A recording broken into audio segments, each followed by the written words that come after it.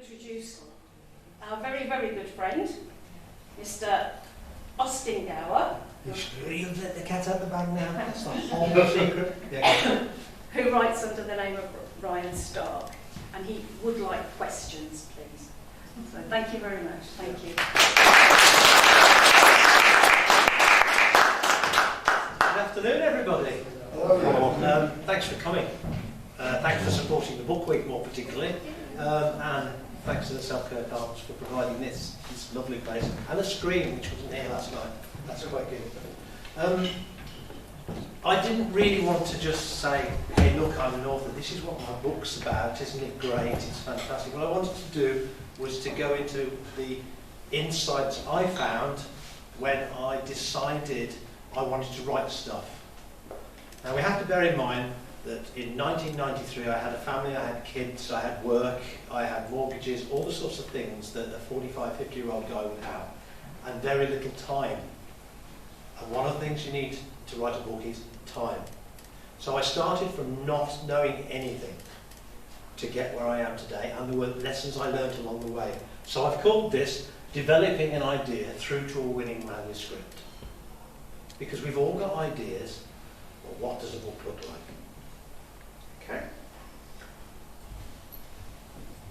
So, that's actually me. I'm married to Val. We have 2 children. We have 2.5 grandchildren. One's cooking quite nicely, ready for April or May. April or May? I had 40 years as a business analyst. I don't know how many people have been in IT as a business analyst or as any sort of analogous job role, but it's awful. But it was what I was very good at. So every night I would come home and the achievement was achieving another day of work, not of enjoying the day of work that I did. So somebody said to me, you're killing one side of your brain. You're a creative guy and you're not creating anything.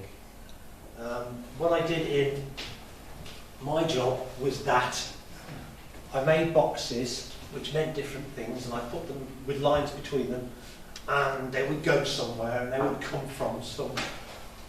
And I'm falling asleep even thinking about it. But that's what I did, and I did it very, very well. And so I was thinking, go write a book. A very clever guy, who I don't actually like, but he's a very clever guy, said, you need to use the right side of your brain to be creative. Yeah, you're using the left side of your brain, which is all technical and analytical. So I wrote a book.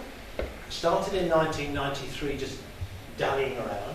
130,000 words later, I had 130,000 words. It was called Regaining Lost Ground, and it ground to a halt. Because as I did it, I had no actual idea what a book looked like. Now, I take it everybody in this room has read more than one book, and you've enjoyed it. Some books you haven't enjoyed, and you put them down, so I don't want to read the rest of that. What is it that gets you through to the end of this book? And that's the important thing we want to cross here. As a crime fiction author, I decided I was going to research that before I did any more books.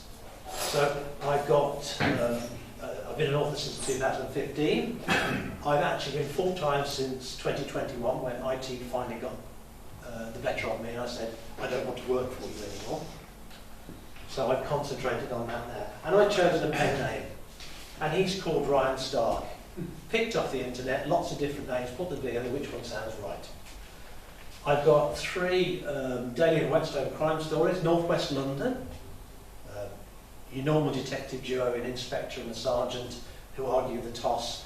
Crimes happen, hilarity ensues, and they solve the problem. But there's also a thread through it, because there are 3 books. So now we need to learn not just how to create one book, but how to create a series and make it flow. I've also done 2 Aidan Beckett thrillers. They're an international crime-solving guy who used to be in the Marines, who was invalided out because his shoulder was broken. He was a sniper and he couldn't do it anymore. So I have 2 of those, and I'm now developing the 3rd one of those. But from a standing start, in around about 2015, when I said I want to sell these books, I've sold 639 paperbacks. I've done 2,261 ebooks and 1.38 million page reads on Kindle Unlimited from a 6x6 box room all on my own. So I must have learned something along the way to do it. Those are the 2 books that I'm developing now. Those are the books I've already got at the time being. Those are £12.99 a piece on Amazon, but if you wanted one, I'd even graffiti it inside if you wanted to for £10 a piece.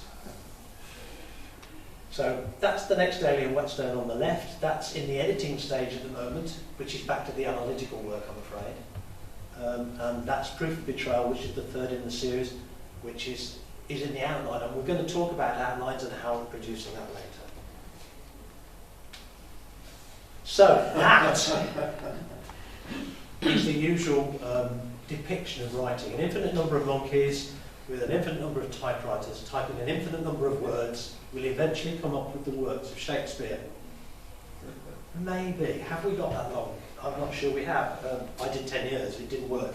It simply didn't work. So, oops, sorry. Let's go back a bit. We don't want that one yet. Here's the pantser. We've talked about that. I talked about this with somebody here today. A pantser is flying by the seat of their pants. Let's get that typewriter out. Let's start banging some keys. We've got a fantastic idea. Let's see how far we get with it. And I can tell you how far you get with it. You get a long, long, long way, but it doesn't mean anything because you haven't got an idea sorted out in your head as how to do this. So he's enjoying it. He's having great fun, this one down here. Just bang those, like my little 18-month-old grandson. He just loves hitting things. This guy, he doesn't care. And the one at the back has resorted to reading a book anyway because he's got bored. That's where you go if you fly by the seat of your pants. So maybe there's a better way. Maybe you concentrate on it and you use a formula or you use some kind of learned knowledge. You can get to a point where you can come up with MacBeast. He's done very well. It's all formatted, it's all organised, he knows what he's doing, and he's happy because he's progressed from there through the middle to the end. And that's the way I prefer to do it. I tried the other way. You can plot then write, or you can write then plot. If you write then plot, it takes a long, long time. Yeah? So there they are. And they're all there. Some of them are getting on better than others. So what makes a piece of writing? If we've got a book, if you pick any one of those books up there, they've got chapters in them, they've got words in them, they've got paragraphs, but that's just the technology that's involved. What makes a car? Not necessarily the rubber of the wheels or the metal of the bodywork or the dashboard, but the whole composite of it that allows you to drive it. If the gear lever in your car was on the roof and the steering wheel was on the side, would you still be able to drive it? Probably not. It needs to be in a place where you can use it. And it's the way, it's going to be ergonomically designed. And the book is the same. So we've got several pieces to a book. The first that I thought you needed was the idea. You've got to have an idea. Whatever the idea might be, you've got to have a germ of an idea that you're going to develop in this. But you also need somewhere to set the thing. So you can't have a caravan train of camels riding through outer space.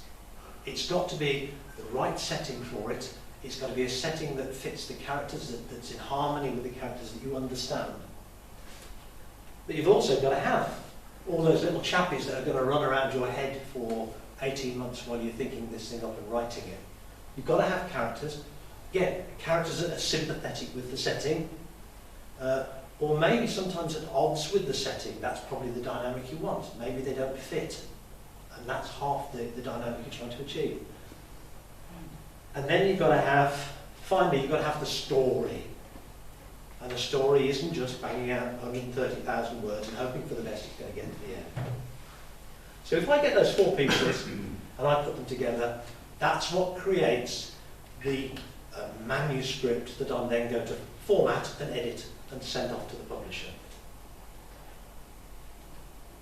So what about an idea? Does it need to be original?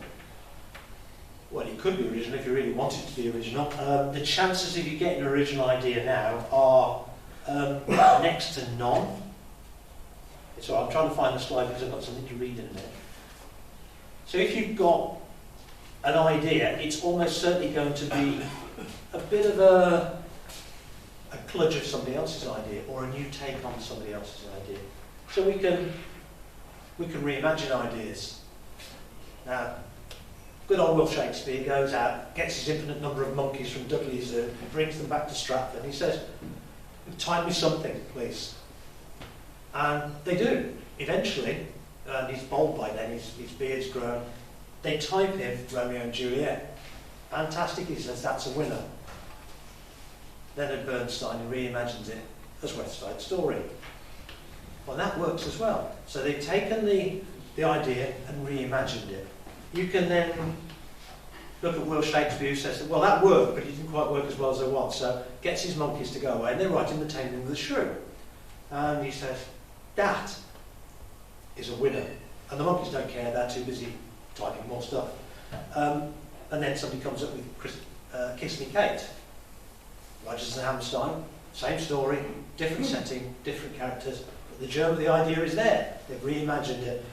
And so he says, well, he said a rude word. And then he went back to his quill pen and he got his infinite number of monkeys and they came up with Hamlet.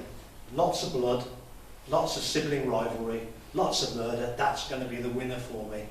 And then Disney came up with The Lion King. And it was about that time Will Shakespeare gave up. But the idea was you can take an old story or you can take an old idea and you can develop a new one from it. If you look at virtually everything you ever watch on TV or read in a book, that's what they've done. Because there's probably only 7 or 8 decent original ideas around and they've all been used.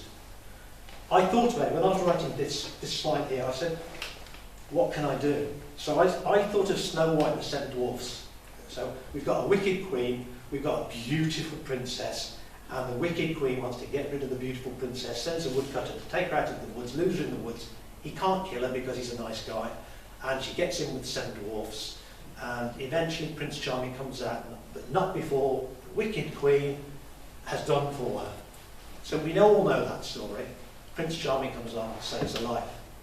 But we could have Agent X7 Snow from the future Earth escapes the clutches of the evil Astral Union and is stranded in a distant galaxy when her space body is drawn through a wormhole. She crash lands on a planet inhabited solely by machines. Will she ever return home? Will Space Ranger Charming ever find her? So the same story, different setting, different characters, reimagined. And that's half of the art of what's done these days. But there is another thing that I quite like doing because I'm this sort of person. And that is observation. You look around you, look at the news, listen to what they say on the news, and question it. What are they trying to hide by having this story about dogs dancing? There's always something else that could be in the news, but they're hiding it. Because we don't want to hear about international politics, do we? We're more interested in dogs dancing, which is a bit patronising, but that's the way it is. So can we work out what's really going on in the world? And the other thing, you might be outside a shop, as I was earlier, watching the people, because I love watching people, and somebody does something which seems strange. Thinking, why are they doing that? They might bend down like that. What are they doing? Tying their shoelace? No. Somebody's just driven past in a car and they're trying to avoid them. So by using your observation, changing it round, you can create a story from it. It's always good to do that. So if we look at those 3 things, we can usually take any idea we've got, be it for a crime fiction thriller or a space fantasy, no Harry Potter, absolutely no Harry Potter, or a war film. And we can imagine a different story based on things that we're aware of, things that we know, and other stories that we've read. I've just pulled off 1, 2, 3, 4, 5, 6, 7, 8 different things there. Feel free, if you wanted to photograph it, if you need this sort of stuff to photograph it. If you want to give Val your email address, I'll send you these slides gladly. No problem at all with that. But most of them are really easy. There's a couple that aren't. The software map will tell you other things rather than 3 or 4 applications I told you that will do this work for you. Setting of a story, a whole diatribe about how you go through that. I just picked out the main points. Character arcs, story arcs, book writing templates. That's another way of doing it. There's a program called Atticus that starts at that point. Here's your template, now fill it in. Yep. So, that is that. Thank you very much. I hope one day I'll see some of your names in print. Thank you very much, Mr. Thank you.